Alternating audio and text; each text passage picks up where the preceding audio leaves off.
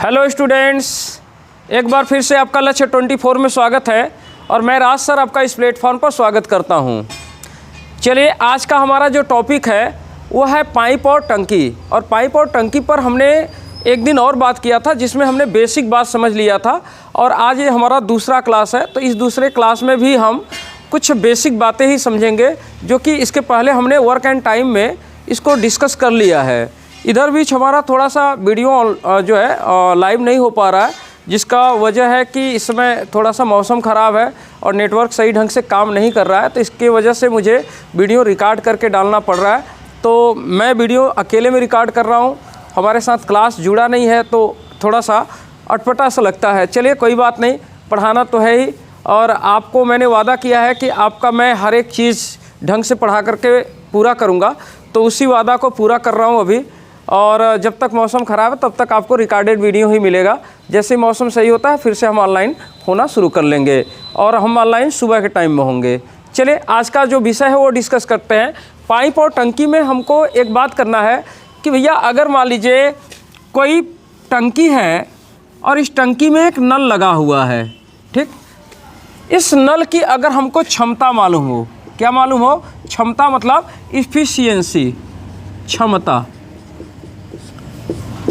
अगर इस नल की हमको क्षमता मालूम हो और हमको ये कहा जाए कि यह नल की क्षमता 5 है, इस नल की क्षमता हमको बता दिया गया कि चलिए भैया, इस नल की क्षमता कितनी है? 5 है। और हमसे कहा गया कि 5 क्षमता वाला ये जो नल है इस टंकी को मान लीजिए 10 मिनट में भर देता है। कितने मिनट में? 10 मिनट में भर देता है। ओके, तो अगर हमसे ये कह दे कि चलो भैया आप बताओ कि अगर कोई 7 क्षमता का, कितने क्षमता का? 7 क्षमता का अगर कोई दूसरा नल इसमें लगा हो तो वह इस नल को कितने टाइम में भर देगा, कितने समय में भर देगा। तो क्षमता और समय के रिलेट करके अगर सवाल पूछना शुरू करता है तो ये आपको बात मालूम होना चाहिए कि क्षमता गुणे समय बराबर अगला क्षमता गुणे अगला समय होता है, जैसे कि हमने वर्क एंड टाइम में डिस्कस किया था। कहने का मेरा सेंस ये है कि अगर हम कहें कि किसी नल की इफिशियंसी E1 है और उसको किसी टंकी को भरने में T1 समय लगता है, तो क्षमता और समय का गुणा जो होगा वो पूरे टंकी का एक तरह से वर्क होगा, पानी होगा। अगर हम कहें कि कोई दूसरा क्षमता जिसका क्षमता E2 है और उस टंकी को भरने में T2 समय लेता है, तो E1 T1 बराबर क्या होगा? E2 T2 होगा। ऐसा क्यों होगा? ऐसा हमने आपसे पहले भी डिस्कस किया है वर्क एंड टाइम में कि अगर हम कह दें कि भैया ये मार्कर है और इस मार्कर को एक जगह से दूसरी जगह पर करना है, तो इस मार्कर को एक जगह से दूसरी जगह करने वाला क्या चाहिए? एक व्यक्ति चाहिए, एक मजदूर चाहिए। ओके, एक मजदूर होगा और उस मजदूर को आपको क्या देना होगा? टाइम देना होगा। जैसे मजदूर और समय का मेल होगा, आपका काम क्या होगा? फाइनल हो जाएगा। और नल के केस में क्या होता है कि जहाँ पर हम मजदूर की बात कर रहे हैं वहाँ पर नल की क्या होती है? क्षमता होती है। तो जैसे ही क्षमता और समय का मेल होगा, आपका काम क्या होगा? फाइनल हो जाएगा। तो क्षमता गुणे समय काम फाइनल, और क्षमता गुणे समय काम फाइनल। टंकी का पानी एक ही, टंकी का पानी तो एकदम फिक्स है क्योंकि टंकी का साइज़ क्या है? फिक्स है। तो क्षमता गुणे समय ये पूरे टंकी का पानी हो गया। अगर कोई दूसरा क्षमता कोई दूसरा टाइम ले रहा है तो क्षमता गुणे समय वो भी टंकी का पानी हो गया। तो दोनों आपस में क्या होंगे? बराबर होंगे। तो इसी पर हमको डिस्कस करना है थोड़ा सा। आइए चलिए, मैंने आपके लिए एक सवाल रखा है। इसके केस में मैंने आपके सामने सवाल क्या रखा है, अब आपको याद रखना है कि E1 T1 बराबर क्या होता है? E2 T2, यानी क्षमता गुणे समय बराबर अगला क्षमता गुणे अगला समय। इसके लिए मैंने सवाल क्या रखा है? सवाल है कि 2 नल A और B, हमारे पास 2 नल हैं A और B, जिनकी क्षमताओं में क्या अनुपात है? 4:5 का अनुपात है। कह रहा है किसी टंकी को भरने में नल A को 25 मिनट का समय लगता है। नल A को 25 मिनट का समय लग जाता है। तो आपको बताना है कि नल B टंकी को कितने समय में भर देगा। तो बड़ा जो है आसान सा सवाल है। हमने कहा कि ये टंकी है, इसमें 2 क्षमताओं के नल लगे हैं। ये पहला क्षमता जिसका कि क्षमता कितना है? 4 है, और एक इसमें दूसरा नल लगा है जिसकी क्षमता क्या है? 5 है। 4 क्षमता वाले को 25 मिनट का समय लग रहा है, तो 4 क्षमता वाले को कितना समय लगेगा? तो क्षमता गुणे समय, चलिए पहला क्षमता 4 है और 4 क्षमता वाले को कितना समय लग रहा है? 25 मिनट का समय लग रहा है। तो क्षमता गुणे समय ये पूरे टंकी का एक तरह से पानी हो गया, या पूरा ये इस नल का पूरा काम हो गया। चलिए क्षमता गुणे समय, दूसरे वाले की क्षमता 5 है और कितना समय लगेगा दूसरे वाले को, दूसरे का समय आपसे पूछा गया, हमको नहीं पता, हमने मान लिया T2 है। ये भी पूरे टंकी का पानी है या पूरे नल का क्या है काम है, दोनों एक ही काम करते हैं। क्या काम करते हैं, टंकी को भरने का काम करते हैं। तो दोनों का काम आपस में क्या है, बराबर है। अगर यहाँ से देखा जाए कि ये 5 से देखिए, 5 के 5, 5 पचे 25 और 4 पचे 20, T2 बराबर कितना 20। इसका मतलब कि 20 मिनट का क्या लगेगा, 20 मिनट का समय लगेगा। T2 बराबर 20 मिनट, यानी कि 5 क्षमता वाले को उसी काम को करने में कितना समय लग जाएगा, 20 मिनट लग जाएगा। तो इसी टॉपिक पर आपको डिस्कस करना था। ओके, तो इस तरह का सवाल हमने वर्क एंड टाइम में भी देख लिया है। वहाँ पर मजदूर हुआ करता था, यहाँ उसकी नल की क्या बताया गया है, क्षमता बताया गया है। तो इसमें हमें लगता है कि आपको कोई समस्या नहीं होगी। जैसे कि इसी सवाल को अगर मैं ऐसे कर देता कि भैया इस सवाल को मैं थोड़ा सा बदल देता और मैं कहता कि 2 नल A और B जिनकी क्षमताओं में 3:5 का अनुपात है। मैं क्या कहता था कि 2 नल हैं, उनकी क्षमताओं में 3:5 का अनुपात है। और किसी टंकी को भरने में नल A को 48 मिनट का समय लगता है। मैं यहाँ कह देता कि नल A को 48 मिनट का समय लगता है। तो बताइए नल A और B, तो बताइए नल A और कौन B टंकी को कितने समय में भर सकते हैं, मिल करके टंकी को कितने समय में भर सकते हैं। अगर मैं सवाल ऐसे कह देता तब आप क्या करते, तब भी तो बात वही थी कि भैया यहाँ पर इसको मिटा दे रहे हैं। अगर हम यहाँ पर इस तरह से बात रख देते तब भी आपके लिए कोई दिक्कत था नहीं।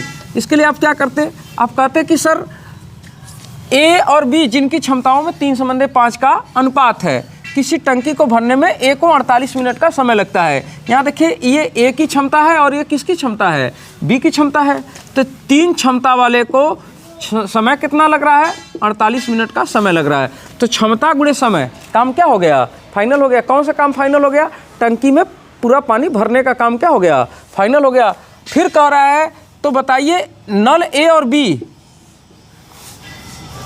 टंकी को कितने समय में मिलके भर लेंगे। तो चलिए A और B जब मिल करके भरेंगे तो 3 और 5 दोनों क्षमताएं एक साथ मिल करके काम करेंगी और दोनों क्षमताएं मिल करके कितना टाइम लगाएंगी हमको वो टाइम नहीं पता है। तो क्षमता गुणे समय ये भी तो काम ही है। और कौन सा काम है, पूरे टंकी को भरने का काम है। ये भी पूरे टंकी को भर रहा है, ये भी पूरे टंकी को भर रहा है। दोनों काम आपस में क्या होंगे, बराबर होंगे। चलिए एक काम कर देते हैं, इसको अगर हल करेंगे तो क्या हो जाएगा, चलिए 5 3 क्या होगा 8 गुणे T2 और इसको हल करेंगे तो 3 गुणे 48। चलिए 8 से काट देते हैं, 8 के 8, 8 6 48, यानी कि हमारा वैल्यू आ जाएगा T2 बराबर आ जाएगा कितना 18 मिनट, यानी कि T2 की वैल्यू होगी 18 मिनट। कहने का सेंस ये हो गया कि अगर A और B दोनों मिल करके करेंगे तो उनको 18 मिनट का ही समय लगेगा। तो इस तरह की बात आपको हमने पहले भी कर लिया है, तो हमें लगता है कि इस तरह की बात आपको समझ में आ गया होगा। चलो ये एक बात और करेंगे, क्या बात करेंगे आपसे, थोड़ा ध्यान दीजिएगा। अगर मैं अब ये कह दूं कि यार आपको नल की जो है क्षमता नहीं मालूम है बल्कि नल की त्रिज्या मालूम है, तो क्या त्रिज्या और क्षमता सेम होगा, नहीं। अब यहीं पर आपको थोड़ी सी ध्यान देनी है बात को। इसको मैं मिटा रहा हूँ और आपको आपके सामने एक दूसरे प्रश्न को रख रहा हूँ। जैसे कि मैं आपके सामने इस तरह से प्रश्न रख देता कि 2 नल A और B, 2 नल A और B जिनकी त्रिज्याओं में, जिनकी त्रिज्याओं में, क्षमता की जगह मैंने क्या लिख दिया, त्रिज्या लिख दिया।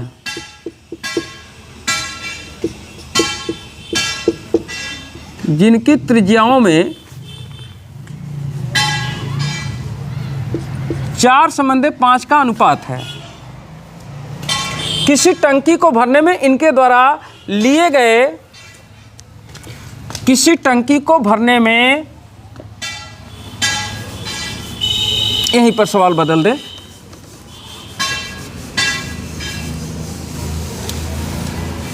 किसी टंकी को भरने में इनके द्वारा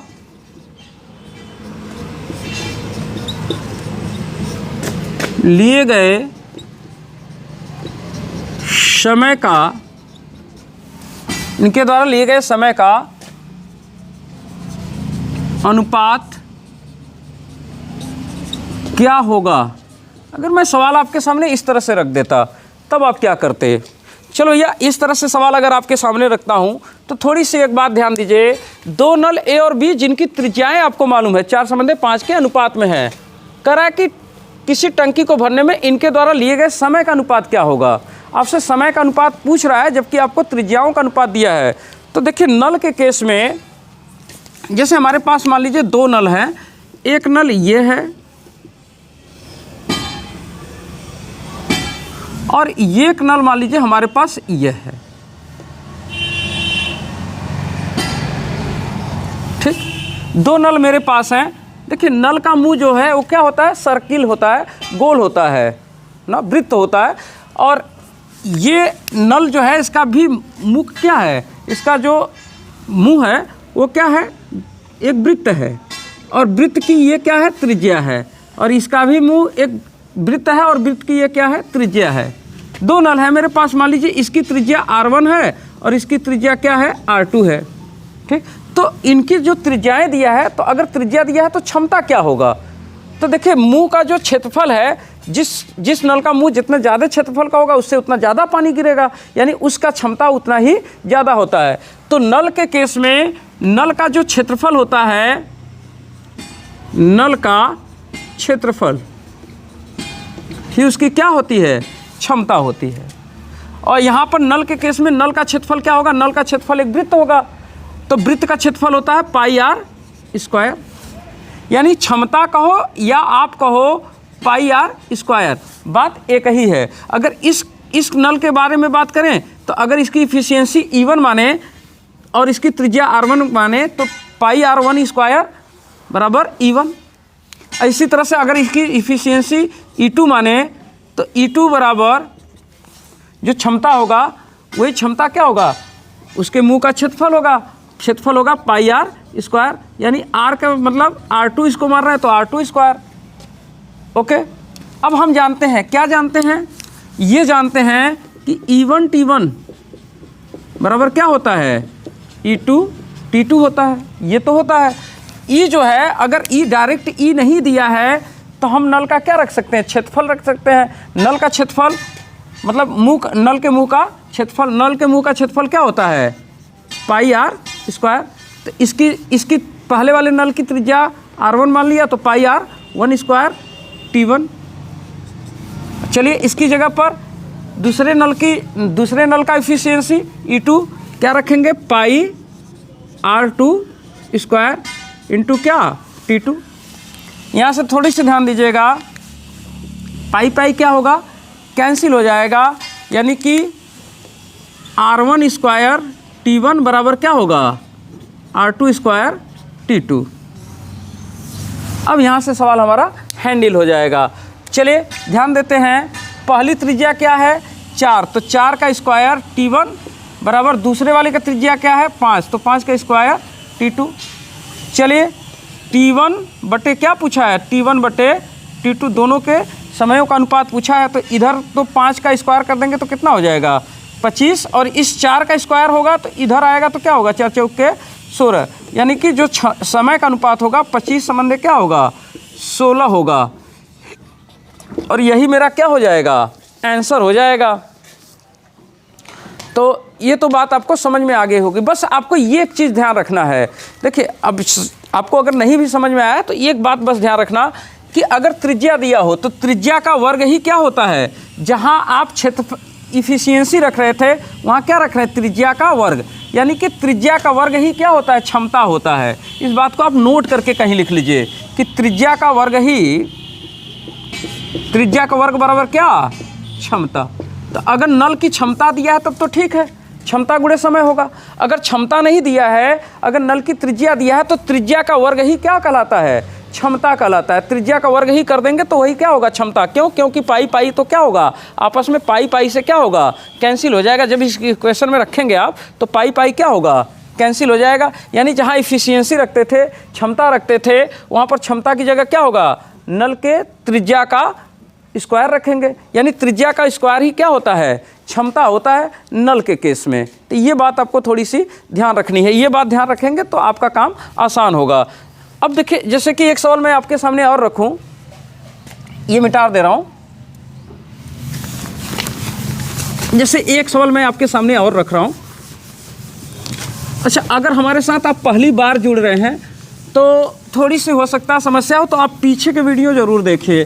पीछे का जब एक तरफ से आप देखेंगे तब आपको लगेगा कि नहीं, हमको ये बात समझ में आ रही है,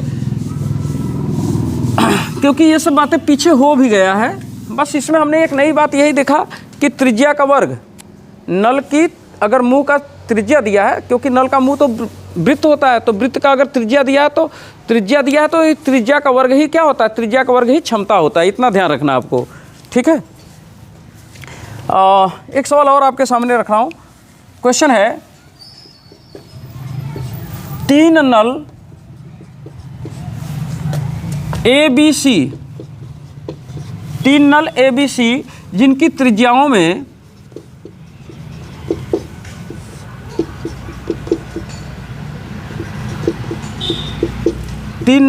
जिनकी त्रिज्याओं में 3:4:5 का अनुपात है, 3:4:5 का अनुपात है। 3:4:5 का अनुपात है। किसी टंकी को भरने में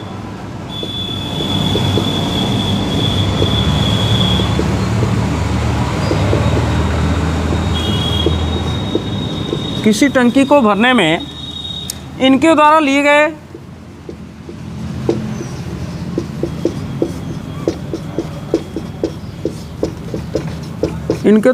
गए समय का अनुपात क्या होगा।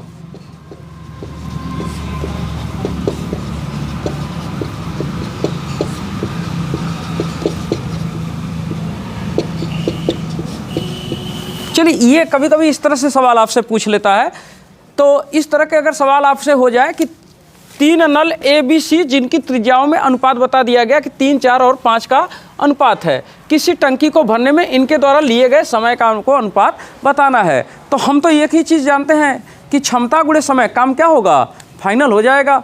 तो ये तो आपको पता है कि E1 T1, क्षमता गुणे समय, efficiency into time, E1 T1 बराबर, अगर मान लीजिए क्षमता बदल गया तो टाइम भी बदल जाएगा। तो मान लीजिए E2 क्षमता, उसको T2 समय लग रहा है, और अगर क्षमता फिर बदल गया तो उसका फिर टाइम बदल जाएगा।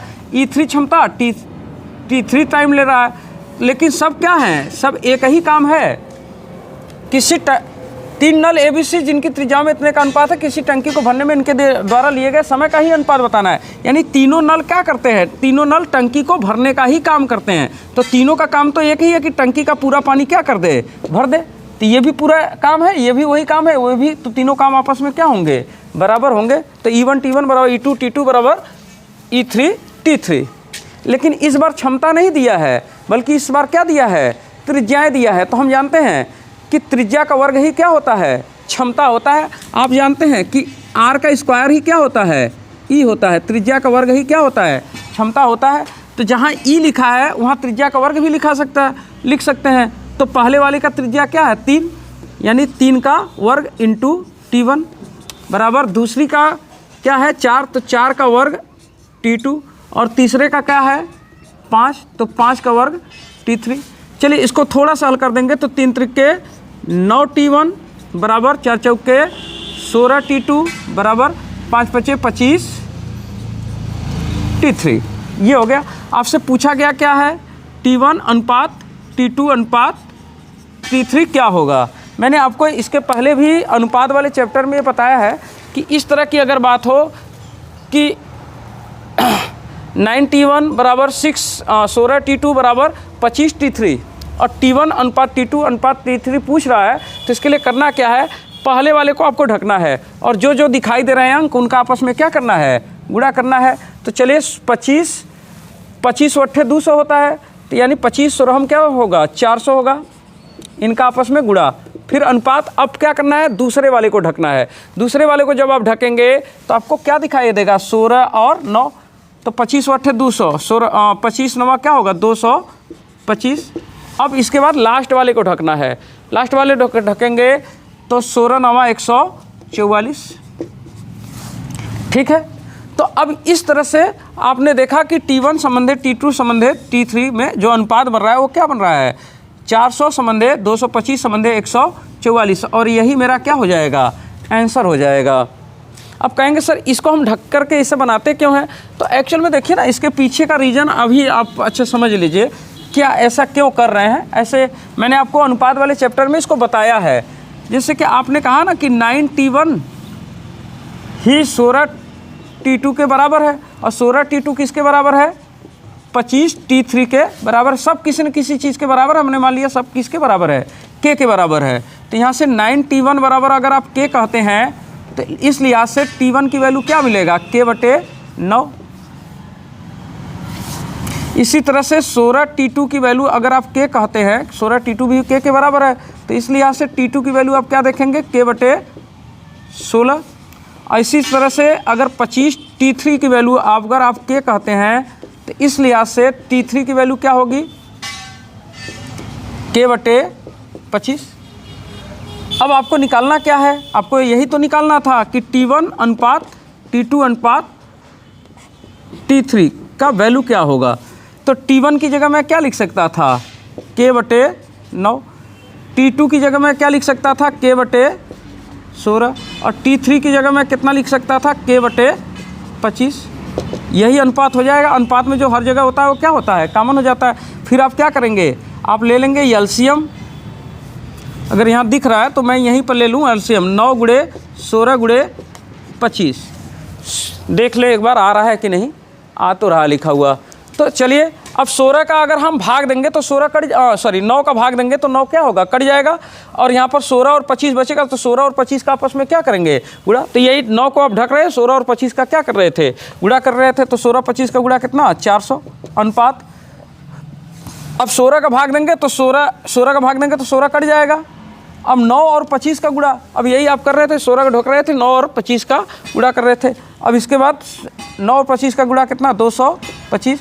और इसके बाद 25 का भाग देंगे तो 25 कट जाएगा, 16 और 9 का गुणा। इस 25 को ढक रहे थे, 16 और 9 का गुणा कितना आ रहा था, 144। चूँकि अनुपात में जो हर जगह होता है वो क्या होता है, कैंसिल। तो नीचे का कैंसिल हो जाएगा, यही वाला बचेगा। तो इसी बात को मैं कह रहा था कि इसको आप क्या करिए, सबसे पहले इसको ढकिए, इसका गुणा पहला काम, फिर इसको ढकिए, इसका गुणा दूसरा काम, फिर इसको घटिए, ढक लीजिए, और ये तीसरा गुणा कर लीजिए। तो इस तरह से आपको डायरेक्ट रिलेशन मालूम हो जाएगा। तो अनुपात में हमने ये बात कर ली है आपसे, कोई नई बात नहीं थी हमारे लिए ये। तो करना तो ऐसे चाहिए, लेकिन चूंकि हमने ये पहले भी पढ़ाया आपको, तो यहाँ से हम डायरेक्ट इस बात को ऐसे डिस्कस कर ले रहे हैं। ओके, कोई डाउट है क्या इसमें? मुझे उम्मीद है कि आपको डाउट नहीं होगा। अगर आपको डाउट होता है तो आप काम करिए, कमेंट बॉक्स में जा कर के ज़रूर आप लिखिए कि सर हमको यहाँ पर डाउट रह गया, या यहाँ पर बात हमको नहीं समझ में आया। तो फिर हम उसके लिए फिर सोचेंगे, विचार करेंगे, क्योंकि हमारे साथ क्लास तो है नहीं। मैं डायरेक्ट रिकॉर्ड कर रहा हूँ आपके एक रिवीजन के लिए, अपने क्लास के रिवीजन के लिए। और आप अगर देख रहे हैं तो आपके पास ऑप्शन है, अगर वीडियो धीमा लग रहा है तो आप तेज़ चला के देख सकते हैं, तेज़ लग रहा है तो धीमा करके देख सकते हैं, और आपके ऊपर है। चलिए एक छोटा सा प्रश्न और आपके सामने रखें, ये मिटा दे रहा हूँ। एक बार प्रश्न ऐसे अगर कभी पूछ ले आपसे तो आप क्या करेंगे? जैसे कि एक प्रश्न मैं आपके सामने और रखूं,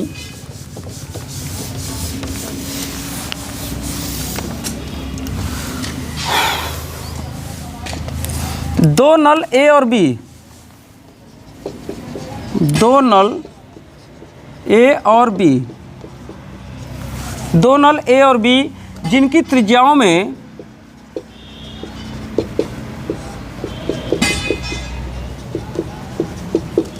दो नल ए और बी जिनकी त्रिज्याओं में 2:3 का अनुपात है।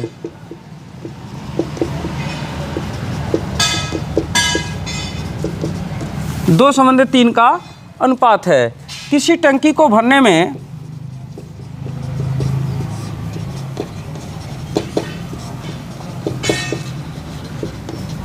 किसी टंकी को भरने में नल ए को 72 मिनट का समय लगता है। नल ए को 72 मिनट का समय लगता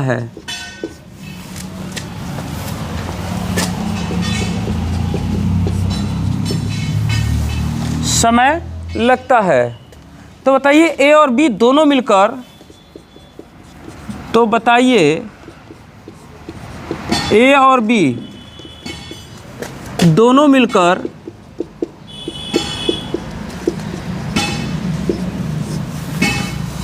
दोनों मिलकर टंकी को कितने समय में भर लेंगे?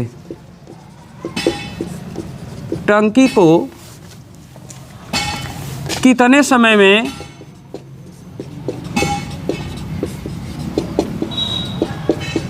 भर लेंगे?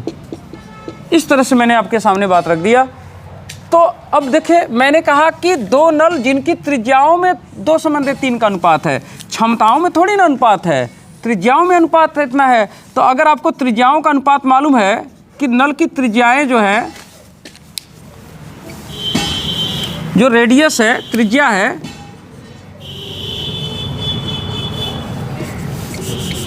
चलिए फिर से लिख देते हैं,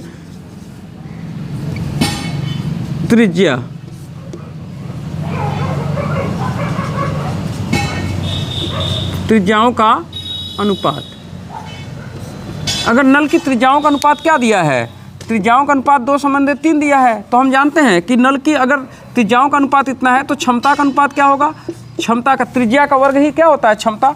तो इसका 2 का वर्ग 4 और 3 का वर्ग 3 त्रिके 9, यही हो गया क्षमता का अनुपात। तो कह रहा है कि किसी टंकी को भरने में नल ए को 72 मिनट का समय लगता है, यानी 4 क्षमता और कितना मिनट? 72 मिनट का समय लेता है। तो बताना है कि ए और बी दोनों मिलकर टंकी को कितने समय में लेंगे, यानी 4 क्षमता प्लस 9 क्षमता दोनों मिलकर के कितना टाइम लेंगे? हमको नहीं पता वो टाइम, मान लिया T2 लगेगा। जो ये भी टंकी को भरने का काम हो रहा है, ये भी टंकी को भरने का काम हो रहा है, ये दोनों आपस में क्या होंगे? बराबर होंगे। अगर हम देखें 9 4 13, तो 13 से तो 72 कटेगा नहीं। तो एक काम करते हैं, 4 दूनी 8 और 4 सते 28, 200 कितना हो जाएगा? 288। और ये कितना हो जाएगा? 13 T2, यानी कि T2 बराबर हो जाएगा 288 बटे कितना? 13। तो 13 दूनी 26, 2 बचेगा, फिर 13 दूनी 26, 1 27 28, 2 बटे 13 क्या लगेगा? मिनट, यानी कि 22 सही 2 बटे 13 मिनट का समय लगेगा। तो इसी तरह के सवाल आपसे पूछे जाते हैं, एकदम सामान्य सवाल होते हैं। बस आपको ये क्षमता गुणे समय बराबर अगला क्षमता गुणे अगला समय। अगर त्रिज्या दिया है तो त्रिज्या का कर लीजिए आप क्या? वर्ग, और त्रिज्या का वर्ग ही क्या होगा? क्षमता होगा। तो बस यही थोड़ी सी बात ध्यान रखनी है, और कोई बात विशेष इसमें होता नहीं है। कभी कभी सवाल थोड़े से अटपटे तरीके से पूछ लेते हैं, तो जब थोड़ी से अटपटा तरीका से पूछ लेगा तो उसको भी 1-2 सवाल देख लेते हैं कि ऐसे कैसे पूछेगा। ये तो आपको बात समझ में आ गई होगी। जैसे कहेंगे सर और किसी तरह से पूछ सकता है क्या? हाँ, थोड़ा 1-2 तरीके से और पूछ लेता है और सवाल। जैसे कि 1-2 बार एग्जाम में कैसे पूछा है वो मैं आपके सामने सवाल रख दे रहा हूँ कि कैसे एग्जाम में 1-2 बार पूछा है आपसे। तो देखिए, एग्जामों में जो सवाल पूछा है आपसे वो इस तरह से 1 बार पूछ लिया है। जैसे कि एक सवाल मैं आपके सामने रख रहा हूँ, डी व्यास, स्मॉल डी व्यास वाले एक पाइप के द्वारा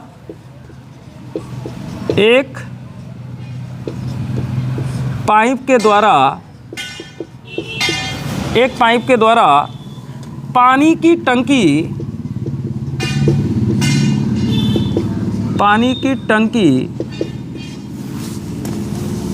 40 मिनट में खाली की जा सकती है। 40 मिनट में खाली की जा सकती है। 40 मिनट में खाली की जा सकती है। तो 2D व्यास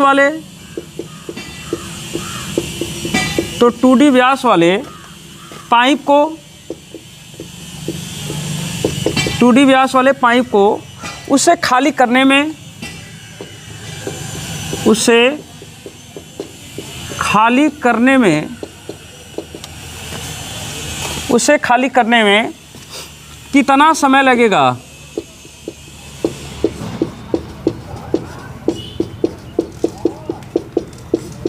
कितना समय लगेगा? कभी कभी इस तरह से भी पूछा जा सकता है, जैसे कि सामान्य ही बात है, बहुत कठिन बात नहीं है आपके लिए। चलिए, जैसे कि मैंने कहा है कि डी व्यास वाले एक पाइप के द्वारा, तो डी व्यास वाले एक पाइप के द्वारा ना, तो यानी कि पाइप का इस बार मैंने क्या दिया है? व्यास दिया है। उसका व्यास कितना है? डी व्यास वाले पाइप के द्वारा किसी टंकी को भरने में एक पाइप के द्वारा पानी की टंकी 40 मिनट में खाली की जा सकती है। चाहे भरे चाहे खाली करे, काम तो हो रहा है पूरे टंकी को खाली करने का। तो चलिए, समय आपको कितना लग रहा है? डी व्यास वाले को समय लग रहा है 40 मिनट का। 40 मिनट का क्या लग रहा है? समय लग रहा है। तो देखिए, क्षमता गुणे समय होता है, व्यास गुणे समय तो होता नहीं है। तो व्यास का आधा कर लीजिए तो क्या मिल जाएगा आपको? व्यास का आधा करने से आपको क्या मिल जाएगा? व्यास का आधा मतलब त्रिज्या हो जाएगा, और त्रिज्या का वर्ग कर देने से क्या मालूम हो जाएगा? क्षमता मालूम हो जाएगा। तो d/2 का अगर वर्ग करेंगे, तो d/2 का वर्ग कर देंगे तो आपको ये मालूम क्या हो जाएगा? क्षमता। तो चलिए, क्षमता अगर आप निकालना चाहते हैं तो क्षमता क्या होगा? d/2 का वर्ग करेंगे तो d का स्क्वायर कितना होगा? d स्क्वायर हो जाएगा, और 2 का स्क्वायर कितना हो जाएगा? यहाँ पर आप लिख दीजिए सीधे सीधे 4। तो d²/4 ये क्षमता हो गया। यानी इतना क्षमता वाले को इतना समय लग रहा है। d²/4 क्षमता वाले को 40 मिनट का समय लग रहा है। तो आपसे कह रहा है कि 2D व्यास वाले, अब व्यास कितना रखना है? 2D। अगर 2D व्यास है तो त्रिज्या कितना होगा? केवल d होगा। अब तो क्षमता कितना होगा? d का स्क्वायर ये क्षमता होगा, और d स्क्वायर क्षमता वाले को कितना समय लग रहा है, यही आपसे पूछा है। तो बस इसको ऐसे लगा सकते हैं कि चलो भैया, d²/4 वाले को 40 मिनट, तो d स्क्वायर वाले को कितना समय? t2, वो हमको नहीं पता, हमने उसको t2 कह दिया। अब देखिए, d स्क्वायर से क्या होगा? d स्क्वायर से कैंसिल हो जाएगा, 4 के 4, 4 दाम में 40, यानी t2 बराबर क्या मिनट? 10 मिनट।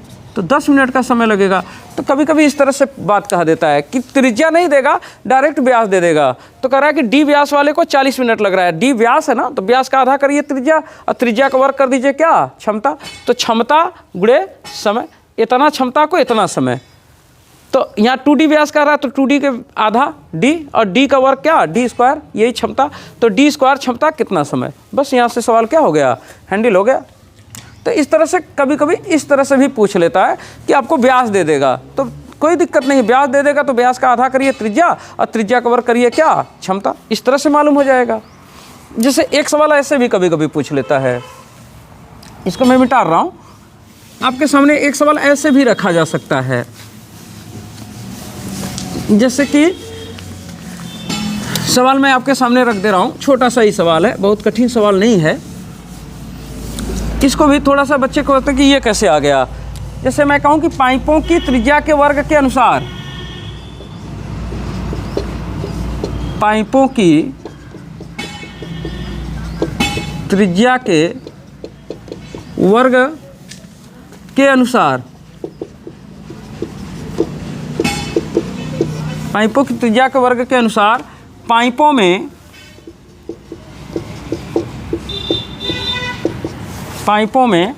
पानी के प्रवाह के दर का अनुपात, पाइपों में पानी के प्रवाह के दर का अनुपात, पानी के प्रवाह के दर का अनुपात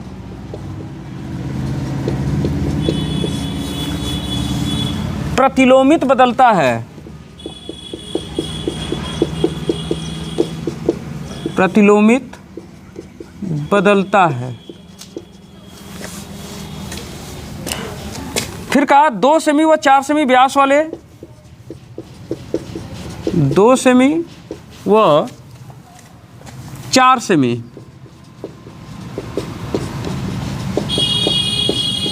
व्यास वाले, 2 सेमी व 4 सेमी व्यास वाले दो पाइपों में, दो पाइपों में पानी के प्रवाह का अनुपात कितना होगा? पानी के प्रवाह का अनुपात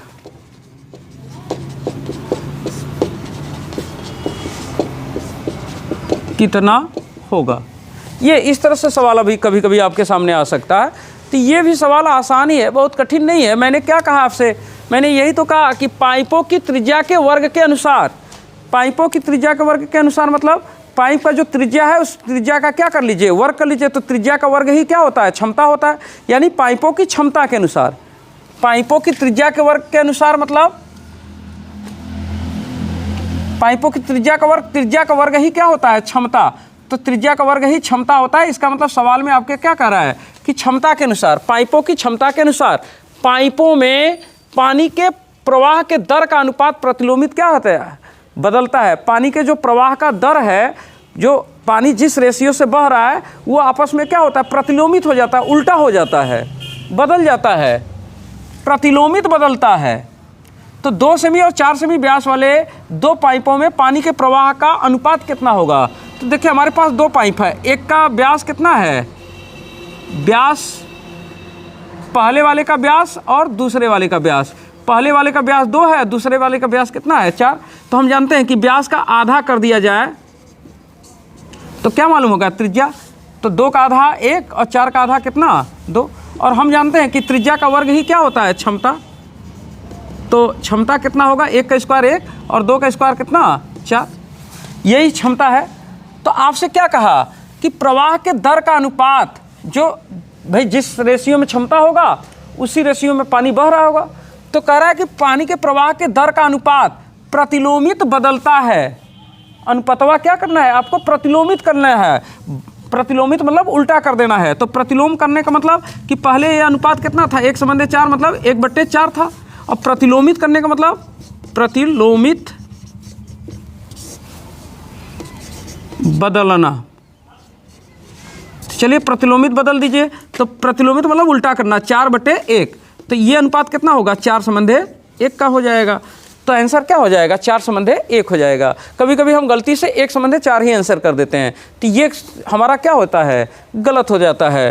तो अब ध्यान रहेगा कि किस तरह से इसका आंसर आएगा, 4/1। बस आपको जो क्षमता है, जिस रेशियो से पानी बह रहा है, जिस क्षमता से पानी बह रहा है, वो क्या है, पलट देना है। तो पहले हमने देखा कि 1/4 का क्षमता था, पलट देने पर 4/1 हो जाएगा। तो इस तरह से छोटा मोटा सवाल आ सकता है। तो मुझे लगता है कि अब आपको ये बातें समझ में आ गई होंगी। तो मुझे लगता है कि लगभग ये बात हमने क्लियर कर लिया है कि वही जो हम लोग काम और समय में काम करते थे, मजदूर बूढ़े समय काम क्या होता था, फाइनल हो जाता था, उसी तरह से इसमें होता है। तो ये छोटे मोटे सवाल अब आप लगा लेंगे ना, इस तरह से। अब हम इस टॉपिक पर बात नहीं करेंगे। अब हम अगले दिन इस टॉपिक पर बात करेंगे कि कोई जैसे कि एक टंकी है, टंकी की तली में एक छेद है, ठीक है, और उस छेद से पानी टपक रहा है। तो पूरी टंकी के भरे हुए पानी को कितने समय में खाली कर सकता है, जबकि उसको भरने वाला नल कितने समय में भर सकता है। इस तरह के सवाल हम अब करेंगे। तो अभी चलिए, अब हम कल फिर वीडियो में आपसे मिलेंगे और फिर तब तक के लिए लेते हैं आपसे अलविदा। और भैया ये कहेंगे कि अगर आपको चैनल से कोई लाभ होता है तो चैनल को कर लीजिए सब्सक्राइब और वीडियो को कर लीजिए लाइक। चलिए तब तक thank you very much, thank you.